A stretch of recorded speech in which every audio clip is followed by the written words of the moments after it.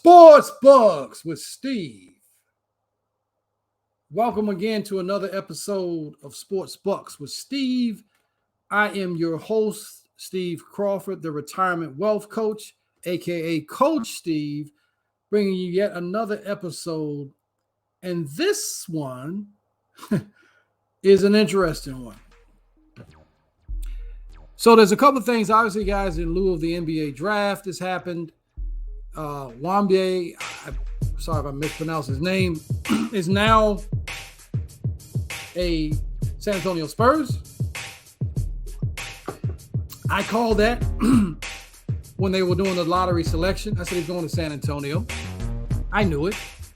The NBA has certain things that they like to see. Let's just put it that way. No way was he going to Charlotte or anywhere else. If they could get Victor to the Spurs and Coach Pop and the French connection with Tony Parker and everyone else that's associated with the San Antonio Spurs franchise. The Hornets got the young man out of Alabama, Mr. Williams, I believe his name is, and then Scoot Henderson, the guy that has a lot of upside, who might be a guy that you might be talking about in 5 years from now that might be an MVP candidate if he stays healthy and keeps his head and nose clean. We'll see. But in any event, I want to get right into Sports Bucks because this thing, Nick Wright. There's nothing right about what Nick Wright is doing on our airwaves when it, in particular, his man crush, his complete love affair. There's some other words that I could use. I'm not going to do that. With one LeBron James, one of the greatest players who's ever played basketball, no doubt about it. Just not the greatest player of all time. And that's okay. He's not. There's the arguments that the Nick Wrights and Colin Cowherd, who said Michael Jordan failed as a wizard. At what point was Michael Jordan supposed to succeed with that roster that he inherited? He came there to be in hopes of being an owner or some level of ownership with the Wizard after he was 39 and 40 years old. He actually had that Wizards team on the playoff hunt, and then he got injured. So he had to miss a lot of games. That Wizard team was awful. Jordan increased their winning percentage and how many victories they had by, I believe it was like 20 plus games. As a guy who had been out of the league for 3 years, retired. So the context of Michael Jordan supposedly failing as a Wizard amazes me when you look at the fact that Michael Jordan-led Wizards team won more games than Nick Wright and Colin the Blowhard. LeBron James led Anthony Davis in his prime. Carmelo Anthony, Hall of Famer. Dwight Howard, Hall of Famer. Russell Westbrook, Hall of Famer, still in his prime. They didn't make the play-in, but that's not a mark against LeBron. But Michael Jordan failing with a Wizard roster that you can't name anybody but Rip Hamilton. Maybe Jerry Stackhouse at one point. He had Kwame Brown and a few other guys that were not necessarily great NBA players. They're great basketball players when you compare them to the regular world, but they weren't great NBA players. But they didn't fail. None of them failed by making it to the league. You don't fail up. Well, if I'm going to fail, I want to fail up, I should say. But this interview, when I say it's disgusting to watch Nick Wright, who has to be, at this point, a clutch client. He has to be, because this insistence on trying to tear down Michael Jordan's legacy and saying it was greater, it was blown up more than what it was. And anyone who watched Michael Jordan in that time, if you watched The Last Dance, it was real. It wasn't because the shoes made him. He made the shoes. Those shoes, some people thought they were ugly when they first came out. Michael Jordan was such a phenomenon on the basketball court that he drew people to his style, his class, his elegance, his unbelievable athletic ability, and his great game is what people were drawn to. So let's listen to this, if I can stomach it, this ridiculous interview with Nick Wright and Colin Cowherd, chatting and laughing and everything else as they both sit there and just make a mockery, make a foolishness of themselves when you watch this video. So take a look at Nick Never Right on the Herd with Colin Herd. Michael Jordan sold the Hornets, made a fortune. Michael's been very good at business, from his shoe deals. You know, I know you're I can see. Oh yeah, listen, Colin, a lot of, it was very unique that, someone bought a pro sports team 20 years ago and made a profit. I mean, I read stories left and right. Yeah, I mean, a guy sold the Arizona Cardinals. He's now on unemployment. Another guy, I mean, it's financially ruinous for many people, but a brilliant businessman like Jordan can make a profit from selling a pro sports team. But go ahead. I interrupted. I'm sorry. It's a very good point. How, I mean, Michael, baseball didn't work. The Wizards didn't work. The GM thing didn't work. He's great at basketball, great at selling shoes, and those are qualities. I mean, there's a lot about Michael I like. How do you view him now as the Charlotte GM owner mess? Does it ding the legacy to you? Okay, so I would like to do a couple things. One is this. Everyone must acknowledge, if they are being honest, that when Jordan took over the Hornets 15 years ago, he turned them into a dynasty, people would use it as evidence of his greatness. Can we all at least agree to that? Yes. That if they were awesome, they'd be like, oh, look at him, Jay. Everything he touches turns to gold. Instead, his ownership tenure of the Hornets was identical to his playing tenure when Scottie Pippen wasn't his teammate. 0 postseason series victories. He won 3 games at least as a Hornets GM and owner in the playoffs, as opposed to only 1 as a player. But here's my problem. If we would like to judge the greatest player ever purely by, we will evaluate from the day you first set foot on a court to the day you leave the NBA, I'm good with that. But that's never been what it's been for Michael. Michael's had, in some way, because of all the acolytes and sycophants, the best of all worlds. Do we count the entire career? Of course not. He's 6 for 6, not 6 for 15. Do we count the Wizards years? No, those didn't happen. Do we even count the entire championship run? Well, the years he won, we count, but not those middle 2 years. Was he retired both of those years? No, he actually came back, got MVP votes, but then lost in the playoffs. So therefore, it doesn't count. Okay, kind of weird, but so be it. But then we also do this, and you just did it in talking about him. And I'm not picking on you.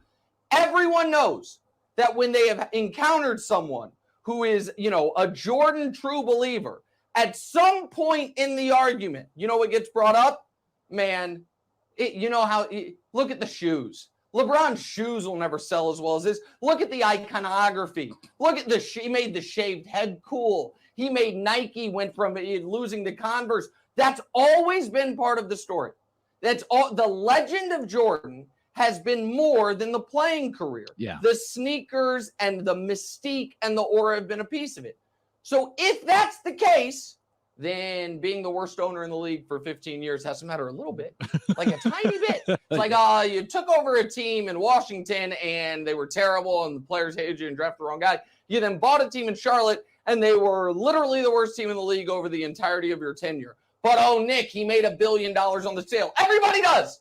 A guy named David Glass owned my Royals. Bought him for $70 million, sold him for $1 billion. You know why? That's how sports work in America. Yeah. It's not because he was some great owner. So I would like, Colin, for the GOAT conversation to just be start of career to end of career. But with Jordan, we remove years that hurt him and we add sneaker sales and make movies about it. So then I think it's not like owning a race car team like he does. You owned a basketball team. You did terrible. Can it count a little bit? Can it count 1%? I think it should. So Nick Never Right and Colin the Blowhard, who absolutely are proving without a shadow of doubt they must be on the Clutch payroll. So let's put some facts into the nonsense that Nick Wright uttered. First of all, he said Michael Jordan, his playing career, this is you can't make this up, is like his ownership until Scottie Pippen arrived. Now, Nick, you're supposed to be a journalist or at least a television person that you would hope as a media reporter, you would give people some level of context to what you're saying. There was none. So let's look at this. He just said Michael Jordan's ownership was akin to his playing career before Scottie Pippen got there, right? Well, here's the problem. Michael Jordan, between the years, and I've done this before Scottie Pippen got to the Bulls. This is, and it's so frustrating when you have to, because most people are lazy, to be honest with you. So they're not willing to actually take the time and research what someone is actually saying. What I'm going to do for Nick's Never Right, before I give you some actual facts, stats, and I'm going to tell you guys a little story. It's unbelievable how silly people can be out here. But let's give Nick Never Right and Colin Cowherd their take what it deserves.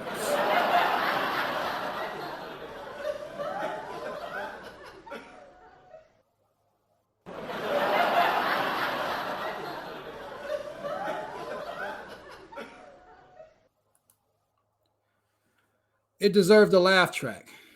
It was so ridiculous and so full of, I don't want to use the word hate, but just propaganda. And so full of a guy who is clearly on this Clutch payroll. I think some news have come out. If I check with Dreamers Pro, which is another really good show channel you guys should check out, Dreamers Pro. He has some really good takes about Michael Jordan and putting things in the correct context. And if you guys saw one of my previous shows, I had one called Scottie Trippin', because Scottie, is making no sense. And so here's what I'll say. Let's go back. Let's look at some facts. Again, he said that Michael Jordan's playing career before Scottie Pippen arrived, he started winning playoff games, was akin to his ownership, right? Okay, let's look at it. Michael Jordan's first 4 seasons. First season, he was all NBA second team. He led the NBA in total points, which he should have been the scoring champion. He was 6th in MVPs. So Michael Jordan's ownership, you're telling me, was really, really bad. And now you're trying to tell me that his playing career before Scottie Pippen got there was bad. But you don't put in the context of who he was playing against. The 4 or 5 Hall of Famers on the Boston Celtics. You act like it was just Larry Bird when you make certain statements. But you give LeBron a pass for having to deal with the KD, Steph Curry, Klay Thompson Warriors. So you think that team was greater than Larry Bird, Kevin McHale, Robert Parrish, Dennis Johnson, Bill Walton, Cedric, because you are a prisoner of the current moment. The current NBA is not a better brand of basketball. It is less contact, which Adam Stern came out and admitted. Adam Silver came out and admitted. It's much, even if you're watching the NBA draft, they talk about how much easier it is to score in the NBA because they don't play defense anymore. Everything's a foul. Everything's a flagrant foul. So let's go back. Again, context. His second season, Michael Jordan missed 64 games. So Nick, Never Right, is laughing, saying Michael was 6 for 6 as if he didn't play 15 seasons. Michael Jordan actually did not play 15 seasons. He played 13 full seasons. He missed 63 games in his second season. He missed almost 70 games when he came back in the second year after he was retired, when they did lose to the Orlando Magic in the great Shaquille O'Neal, Penny Hardaway, Nick Anderson, and Dennis Scott led team. See, I got facts with my arguments. That was a top team. And he came back the next year on a full NBA season and sweep away my Browns onto my brown door. They got swept. They swept Orlando and Penny and Shaq. They swept them.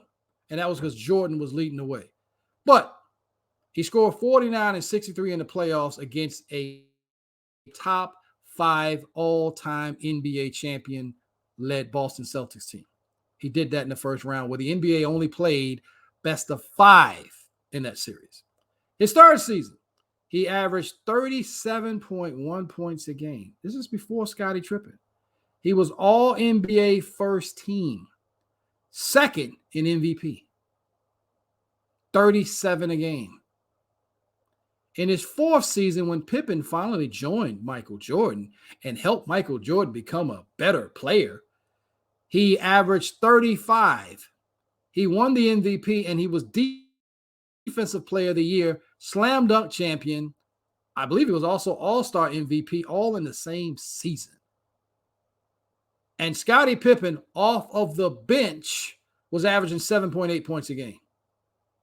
So he helped Michael Jordan become a better player by averaging 7.8 points off the bench.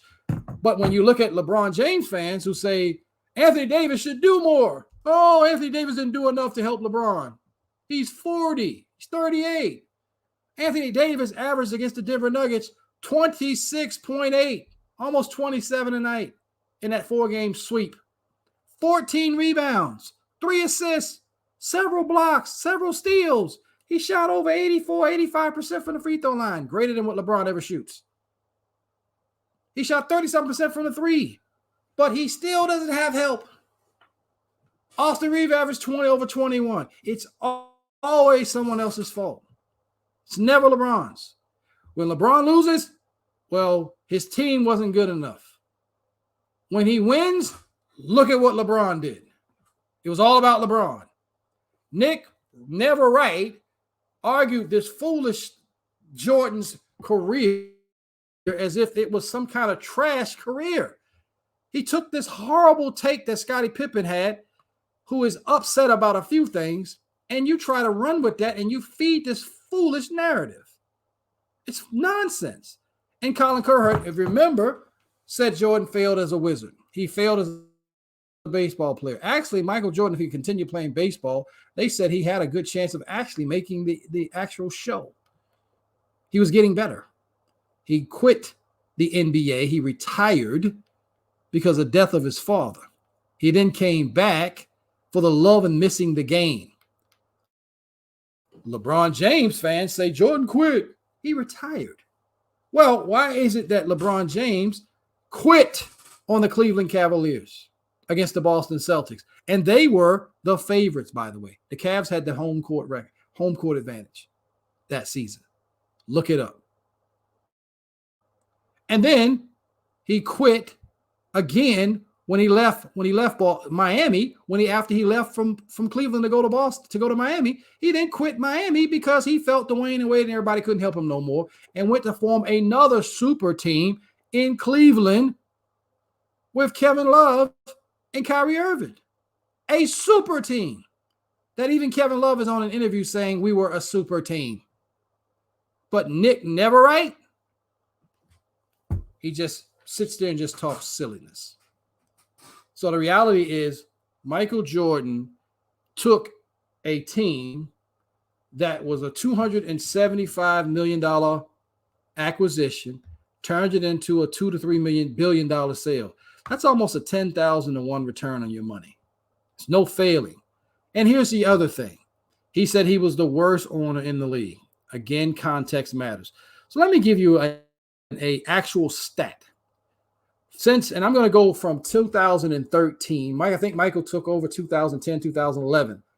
But from June 22nd, 2013 until June 22nd, 2023, the Orlando Magic have the worst record by a team with a record of 289 wins against 512 losses.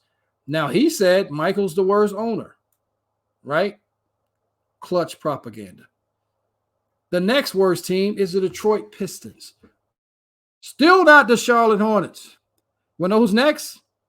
The New York Knicks. The Sacramento Kings, the Minnesota Timberwolves, the Los Angeles Lakers. You got to go down the list to find the Charlotte Hornets. The Los Angeles Lakers, proximity, big market, city. They get everybody they want. The Los Angeles Lakers get everybody. It's big market. The New York Knicks, big market, the biggest market, still can't win. The Detroit Pistons haven't won since Rip in Chauncey Billups and Ben Wallace. Not winning. The Orlando Magic have been to the NBA Finals, but that was prior to Michael Jordan, I believe, taking over. So how are we judging him? Again, Nick Never Wright does not put context with his information.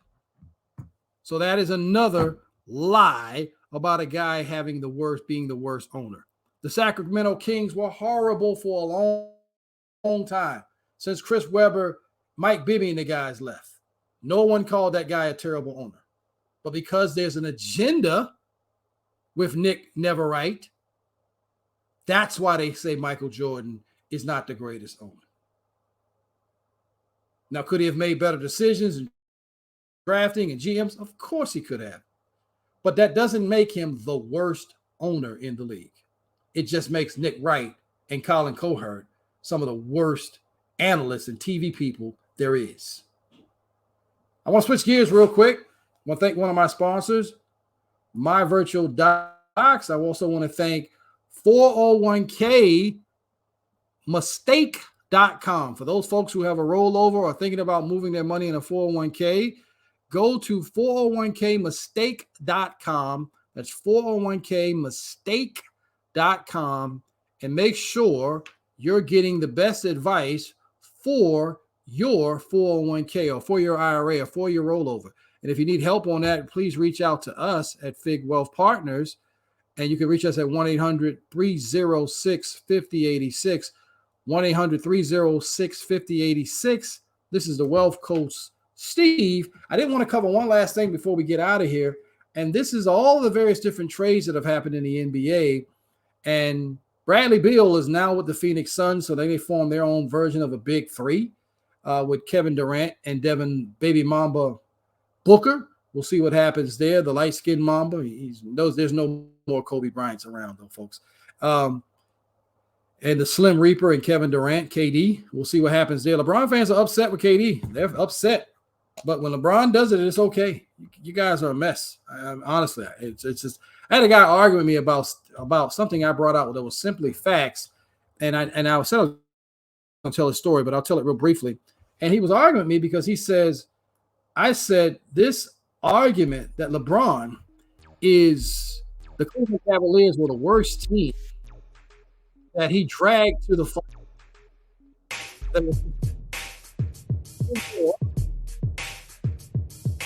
Cleveland Cavaliers that season won 50 games. See, the problem is it was in the East.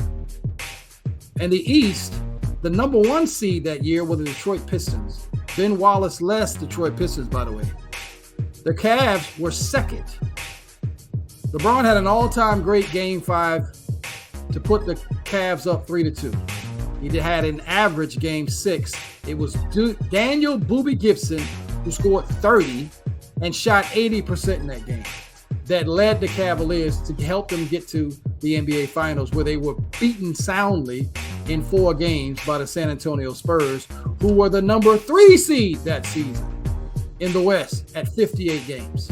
I told this guy this. He argued me, you're a casual. You don't know ball. You never played ball. You don't know nothing about me. You don't know what I can do. People just talk on the internet. And I'm like, well, what did I say as a casual? And then somebody liked his tweet. I'm like, we're in a lost society. People are straight silly. There's nothing true. Everything I said about what I stated was true. Look it up. There were 5 teams in the West that had better records. 5 teams in the West that had better records than the Cleveland Cavaliers that season. So 5 teams in the West that had better records. So that's how bad the Cavs were and the East was that year. When your number 1 team won 53 games and you won 50, you didn't drag that team to the finals. You took a team that was in a bad conference to the finals. You were the 2 seed. You weren't the 8 seed. You weren't the Miami Heat of this season, where Jimmy Butler and the crew in Bam Adebayo took the Heat, an 8 seed, to the finals. You weren't that. That's dragging a team to the finals. You took a team that was the 2 seed to the finals. And it got argued. I'm like, it's right there. You can go look it up. So I want to talk one last thing. I just want to talk about real quickly about CP3 is on his way. Now, another big trade is taking place. CP3 is going to be a Warrior. This I find very, very, very interesting. CP3 is a Warrior, and this Warrior is going to come out to play. So let's take a look at this video. I'm listening to Adrian Wojciechowski. I always mess his name up, but he's talking about this trade. Wizards have agreed to send Chris Paul to the Golden State Warriors for Jordan Poole and 2 future draft picks, a first-round pick, a second-round pick. And listen, this is the completion of that Bradley Beal trade with the Phoenix Suns. The Wizards have been looking for a situation to move Chris Paul onto, and now the Warriors step in, bring in Chris Paul to play with Klay Thompson, obviously Steph Curry, and move out Jordan Poole, who will start a new 4-year, $140 million contract extension this season. And this is a Warriors team that has some difficult financial decisions to make, and they made one today. And moving on Jordan Poole to the Wizards, this is certainly going to give Golden State an opportunity to have a little more breathing room and working on a contract extension with Draymond Green, who they simply do not want to lose in free agency. And now Chris Paul, who wanted to play very much for a contender. His conversations with the Wizards, Michael Winger, their president, his agent, Stephen Human, they've been working all week to try to find a landing spot for Chris Paul, and it is the Warriors. So will the Warriors come out to play is the question. CP3 is going to a place where it's going to be very interesting, because CP3 is going to the Warriors, which has been his rival. Steph Curry has been a thorn in his side in terms of keeping him from championships, and his health has kept him from championships. A lot of people seem to forget, because they always say that the Warriors are the greatest team ever assembled and all the craziness that people talk about. And you got to remember, they don't play defense in the NBA. And so part of the problem with the lack of a defense of what it used to be is that the lanes are open. There's no dominant big men that's going to block you or put you on your behind like it was in the days when you had Charles Oakley and Xavier McDaniels and all the rest of the Davis boys and Akeem Olajuwon and Patrick Ewing and David Robinson. You've got Joker, you've got Joel Embiid. That's pretty much it. Rudy, the Yogurt Gobert, is not someone I'm worried about too much in the interior, because it's just not. There's no Shaq. There's no guys like that that's in the league. And so it'll be interesting, because now you see but Chris Paul playing with the Warriors, Steph Curry and Chris Paul, I didn't think they really got along. So it'll be interesting to see how that'll kind of play out. But CP3 has another opportunity. Maybe this is what the doctor ordered for CP3, playing with Steph Curry. That should be a very experienced, and CP3 still has a very good mid-range game, which is a lost art in the NBA today, of a mid-range game. But we'll see how that all works out with Chris and Steph and Clay, and I'm assuming they're going to bring back Draymond Green. But Jordan Poole, he gets a chance now to be the man, possibly in Washington with Kyle Kuzma. That maybe they'll try to build something, and he's out of the shadow of Stephen Curry. But we'll see how all that works out. I know that there's probably some gladness, I will say, in the Poole household, because I don't think they were ever going to work out with him and Draymond in the same team, same building after what Draymond did when he punched him. And I think that, Poole, I think the Warriors were losing him. I think he was ready to move on. He didn't play well in the playoffs. So now he has a fresh start. You take a leadership guy like CP3, who I knew was going to LA. I just knew he was going to LA. So I'll be curious to see what the Lakers do if they add, if they find a way to get Kyrie Irving, or will they have to stay pat, because the West has now gotten a little bit more interested. You got the big three in Phoenix. You got the defending champions, who I believe has brought back real basketball, big boy basketball with Joker. They didn't have to build a super team or the super friends. It is Joker and Jamal Murray, drafted guys. They had a trade with Aaron Gordon, but another guy that's not a superstar player but understands his role, very athletic. And a kid like JPP, what's my man's name? played for the Lakers and won a championship. Now he's another winning piece for a championship team with the Denver Nuggets. So it's going to be interesting to see if they repeat, or will the Milwaukee Bucks come back? Well, we know that Chris Middleton has declined his $40 million player option. So we're going to see. Well, this is Sports Bucks with Steve. This is another episode. We're happy to once again be in front of you guys and giving our thoughts on things. But we're going to get out of here and wish you guys well next week. Remember, 401kmistake.com. Go in and get your 401k. Before you roll it over, they can answer some questions to make sure you're on the right path to roll over your money. If you need help from us, we're given a number. You can also go to figwealthpartners.com. This is Sports Bucks with Steve. We'll see you next week. I'm out.